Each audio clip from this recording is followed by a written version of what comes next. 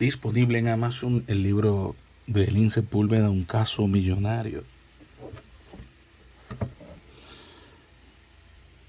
Es una novela basada en un hecho real que conmocionó a todo el país, el caso de Francina Hungría, por lo que esta historia es también un valioso aporte hecho por su autor sobre cómo se manejan los casos penales desde la perspectiva de cada sujeto procesal. Sepúlveda retrata la vida de los tribunales y cómo los medios de comunicación contribuyen al populismo y para de este modo ejercer la justicia por mano propia. Nació en Santo Domingo en 1977, abogado, penalista y criminólogo por la Universidad Interamericana de Puerto Rico, con una maestría en Derecho Penal. Ha publicado varias obras. A continuación leeremos de este caso millonario un fragmento de Los inocentes y los culpables. John Donne escribió: ningún hombre es una isla, ningún hombre está solo. La alegría de cada hombre es alegría para mí. La pena de cada hombre es mía.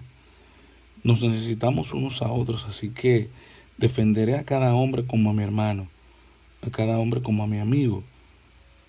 Me preguntaba el gordo sobre la estrategia para enfrentar esa acusación y le decía que la mejor coartada es la verdad, explicando que el día en que le ocurrió la historia que narra el Ministerio Público estaba de cumpleaños y compartiendo con su familia, y que tanto sus padres, esposa, hijos y amigos estuvieron con él todo el día, hasta tarde de la noche. Mi coartada era excepcional porque el gordo cumplía años la noche anterior de ocurrir el hecho. Hicieron una fiesta y había bebido bastante alcohol con su esposa Jessica, sus padres, hijos y amigos. Me dijo textualmente: yo bebí tanto que no recuerdo nada de lo que pasó después de celebrar mi cumpleaños. De verdad que no sé, me sentí tan feliz con mis hermanos que tomé bastante. Estaba claro que el gordo tenía una excelente coartada y que la misma le resultaría fácil de probar con las personas que estaban con él. Algo que pude observar desde el inicio del caso era que mi cliente siempre ayudaba a los demás imputados económicamente con cualquier suma módica de dinero. ¿Por qué tiene que ayudar así a los demás acusados?, le pregunté. Es que dándole y ayudándolos a ellos me estoy ayudando yo, y Dios me ve a mí. Y me decía: yo creo mucho en Dios. La señora Bruham no podía acusar al gordo porque, según sus declaraciones, solamente pudieron ver a Memín y a Bacán, de quienes dijo que le arrebataron su bolso. De igual manera, su conductor César vio cuando su jefa fue encañonada por ellos con un arma de fuego para arrebatarle la cartera. De ninguna manera podían señalar a mi cliente como autor o cómplice de lo ocurrido aquel día. Uno de los oficiales investigadores del caso era el capitán Socoloco, un excelente oficial investigador que busca la verdad a como diera lugar. Trabajando largas horas, según la fiscalía, iba a probar con Socoloco el contubernio que previamente habían acordado Memín, Bululo, Nariz, Bacán y el Gordo para cometer atraco a mano armada y además referirse a todo cuanto sabe del proceso. Pienso que la forma que la policía investigó era solamente con las informaciones de los imputados, y esto pasó con Socoloco. Se dejó llevar de las emociones y el deseo de resolver a toda costa el caso. Incluyó al gordo en un expediente, aunque estaba consciente que no tuvo ningún tipo de participación. Los policías tienen la idea de que todo el mundo es culpable, y así mismo son los fiscales. Los jueces no pueden tener esa idea porque se supone que deben impartir justicia. La teoría del Ministerio Público no es prueba, tienen la obligación de probar, pero tampoco el juzgador puede acusar haciendo las veces de policía o fiscal. De no probar la acusación, su tesis se convierte en una fábula. El cuerpo policial al que pertenecía el capitán Socoloco tenía bastantes debilidades. Los problemas de dificultades técnicas, esa falta de credibilidad en lo que respecta, por ejemplo, a los policías de Estados Unidos, el tema moral, ya que se trata de una policía muy desacreditada, una institución con la moral en el suelo. Al momento de la investigación del caso hubo muchos incidentes complejos, intercambio de disparos, justicia por propia cuenta, y es esa actitud tan desmoralizante que es notoria en los casos donde son testigos o peritos. ¿Y qué decir de las investigaciones con limitaciones tecnológicas? Un último factor es el conflicto en los roles. Por eso el término de que la policía debe ser una madre y no una comadre es una manera de decir cómo se proclama cada día que debe predominar la prevención y no el castigo a posteriori. Hubo un momento exterior durante el juicio con relación a la señora Bruján en que la barra de la defensa notó que había sido preparada por la fiscalía para que dijera el orden y la ropa en que estaban vestidos todos los acusados y lo señalara según su participación. Pero para sorpresa de la señora y de los acusadores, los acusados fueron cambiados de posición de manera estratégica y la señora no sabía a quién señalar. No hubo forma de hacer un señalamiento directo, solamente estaban preparados para el modo y forma en que la fiscalía dijo antes del juicio, quizás bien ensayado, pero la verdad siempre sale a reducir. La defensa actuó como un tigre esperando el momento preciso para cambiar de estrategia. El arte del juez está en manejar las preguntas, de manera que haga saltar las cosas, el falso relato preparado de antemano y a través de las hendiduras que puedan apreciar las lagunas de irrealidad, como en este caso. Hay puntos que no habían pensado la señora Bruján y no contaban con lo que ocurrió.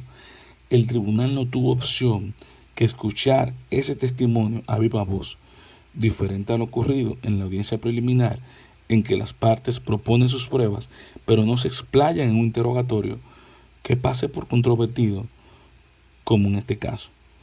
Es que siempre se ha establecido, sea por las leyes, doctrinas o prácticas, formas para desacreditar ciertas categorías de testigos que no ofrecen suficientes garantías de credibilidad o más específicamente de sinceridad. La mayoría de testigos que pasaron por este caso eran obviamente parte interesada. Claro que estaban bajo un juramento y en caso de mentir en el tribunal podrían ser sometidos por perjurio e ir a la cárcel. La idea de cambiar a los imputados en el caso, como ya dijimos, el cambio de lugar fue la forma más natural de demostrar que la señora Bruján no vio realmente ninguno de ellos. El libro de la ley de Manú es el más antiguo documento que se conoce respecto al testimonio. Era el código de las leyes hindúes que todavía se utiliza en la India. Lo interesante de este libro es que no admite como testigos ni a los amigos, criados, condenados, locos o gente con mala reputación, ni los que están dominados por el interés pecuniario o excendidos de fatiga o apasionados por amor. Los testigos a cargo regularmente, cuando son parientes o víctimas y testigos al mismo tiempo, tienden a exagerar la narrativa de lo ocurrido. Así pasa con el testimonio de los acusados que, para salvarse de la acusación, utilizan cualquier subterfugio. El testigo es un instrumento de prueba, debe ser vivo, inteligente y autónomo. Es infinitamente superior a los demás instrumentos probatorios. No se tiene el recurso de ponerlo a prueba antes de utilizarlo. Hay que tomarlo tal como es y con lo que pueda dar en ese momento. Del desfile de testigos, el que entiende que fue más contundente en este caso para los jueces fue el de Francia Ugarte. Los demás interrogatorios, inclusive el de la señora Bruján, no fueron capaces de conseguir una condena para el gordo. Lo importante es comprobar, examinar las explicaciones de estos testigos con bastante detenimiento, observando sus gestos, lenguaje corporal. Jamás en la barra de la defensa estuvimos distraídos. Destruir las exposiciones de los testigos era nuestro trabajo. Encontrar los resortes que tienen que ver con su personalidad y aspectos morales, intelectuales, afectivos y psíquicos. Fue notoria la preparación que les dio la Fiscalía, quienes fueron asesorados por los mejores expertos en la materia. Los peritos que trabajaron en este caso estaban bien preparados. Lo más débil en el plano de los testigos fue la señora Bruján, que no estaba lista para un contrainterrogatorio y no esperaba la ofensiva de la defensa. Había un ciudadano de nacionalidad haitiana, solamente conocido como Luis, que aparecía como prueba testimonial en la acusación, pero nadie lo vio, ni en el proceso de investigación y mucho menos en el juicio. Según la policía, Luis vio el supuesto carro donde estaban todos los acusados, le pasó por el lado y con una velocidad reducida pudo ver a Memín y a Bacán cuando huían de la multitud. También observó el supuesto testigo cómo ambos se llevaron el bulto de la señora Bruján. Si era cierto que existía ese testigo, tendría mucho que aportar, pero me parece que al igual que el supuesto guardia, este Luis era un fantasma creado por la policía y la fiscalía. El trabajo del abogado resulta ser en ocasiones difícil y complejo, hasta el punto que para John Hodgman el abogado es educado para representar el mejor interés de sus clientes, inclusive si esa orden significa causar daño innecesario a la otra parte. El gordo me preguntaba por alguna cosa del proceso y si no podía contestarle en el momento, investigaba y al otro día tenía la respuesta. Sí, esto es hacer daño innecesario, pues diría que se trata de lo colateral. Murray Schwartz, abogado de Nueva York, bastante famoso, afirma que cuando un abogado defiende un cliente no es ni legalmente ni profesionalmente como tampoco moralmente responsable por los medios usados ni por los fines alcanzados. Los principios y valores van de la mano. Se critica la profesión de abogado, pero los principios deben primar en todas las profesiones. Tanto los principios como los valores están ligados entre sí. Se trata de un doble sentido. También se habla de una colisión de valores y de una ponderación de valores. Solamente se piensa en los valores cuando el abogado defiende, pero también cuando el fiscal y los acusadores están investigando, y en el litigio nadie habla de valores. Uno de los elementos que escribía la fiscalía era el testimonio de Bacán, que decía supuestamente que todos los acusados participaron en los hechos. Tal y como decía la fiscalía, fue utilizado también un video del programa del diputado, a quien, cuando me tocó la hora de interrogarlo, pregunté si la entrevista fue en presencia de abogado. Dijo que no. Estaba el jefe de la policía y el acusado fue esposado. Todo esto revela demasiado nivel de presión, pero también le pregunté si le había dado agua a su entrevistado. Respondió que no. En ese momento era la hora de lucir una buena defensa. No teníamos miedo de las declaraciones de Francia, porque de ninguna manera vinculaban al gordo con los hechos. Fue muy clara en la participación de Bacán y Memín y negó haber visto a mi cliente por los alrededores donde ocurrió su terrible tragedia. Hubo momentos muy difíciles mientras narraba los hechos, donde Francia lloró en varias ocasiones, recordando absolutamente todo con lujo de detalles. Hubo que darle agua mientras contaba entre sollozos lo ocurrido. Alexis, el teniente de la policía y analista forense, fue uno de los que más me puso a pensar por el video donde supuestamente estaban todos en el carro y al final no se pudo ver a nadie más que a Memín y Bacán, conforme a las declaraciones de la propia Francia. Este testigo tampoco era de temer, pues su informe no se correspondía con la verdad y la pericia. De nada sirvió el interés marcado de la policía de vincular al gordo en el expediente, y se puso en evidencia cuando lo mencionaron sin que ni siquiera se viera en el video. Otro de los oficiales que estuvo desfilando en la acusación fue el teniente Botis, al cual yo conocía en los departamentos investigativos de la policía.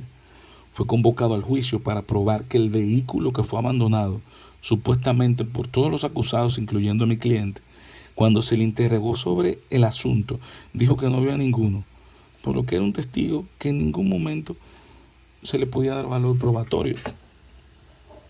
Es un asunto de conciencia que las declaraciones de testigos, la situación parcial de la policía y de quitar del medio a ciertos delincuentes nos pongan a pensar en las condiciones morales y éticas de esos testimonios, sin querer dudar de la capacidad y seriedad de cada uno de los oficiales, investigadores y la fiscalía, que nos asegura que un testigo serio y honesto en su pasado y honrado en su reputación no se equivocará en justicia.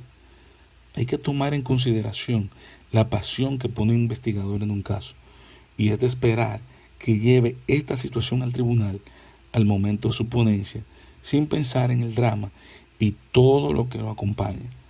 La virtud es un hábito, y del hábito no se deduce el acto rigurosamente. El contexto de la sociología criminal debe ser siempre parte de la investigación seria. Enfoques criminales sociológicos y psicológicos, aunque lo típico es que se ponga más atención al que infringe la ley que a la propia criminalidad. La teoría de Durkheim, su estructura funcional, la concepción del crimen como enfermedad o como fenómeno social patológico, se ha ido sustituyendo cada vez más por la consideración de la normalidad del crimen. Es peligroso cuando llegamos a esa situación, y por eso casos como este siempre serán objeto de estudio por el contexto social en que se desarrollan. El INS Sepúlveda, un caso millonario de la editora Pereza, disponible en Amazon, es el caso de Francina Hungría, un caso que causó sensación y furor en la República Dominicana por la pérdida de visión de parte de unas personas que fueron a robarle a una señora un banco, y resultó lesionada con un disparo la ingeniera Francina. ¿Qué tal te ha parecido el libro? Cómpralo si te parece útil y necesario, tanto para abogados como para todo tipo de personas, con el tema de superación personal, temas técnicos y de resiliencia muy importantes. Suscríbete al canal si no lo has hecho, dale like, comparte para seguir haciendo videos como estos. Nos vemos en el próximo vídeo. El INS Sepúlveda es mi nombre. Sígueme en todas las redes sociales para ver estos resúmenes. Recuerda que los libros te educan